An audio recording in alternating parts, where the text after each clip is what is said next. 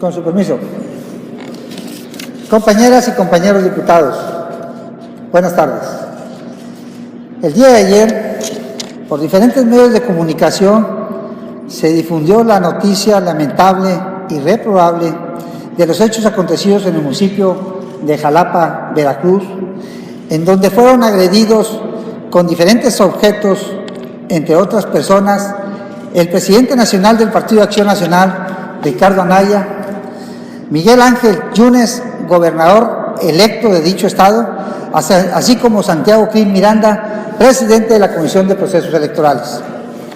Tales acontecimientos evidencian el estado de ingobernabilidad que padece nuestro estado vecino del sur y que no debería repetir ni en Veracruz ni en ninguna parte de nuestro país, porque en Veracruz, como en todo el país, es más la gente buena. Por ello, desde esta tribuna condenamos firmemente la cobarde agresión sufrida por nuestro dirigente nacional, el gobernador electo de Veracruz y otros ciudadanos.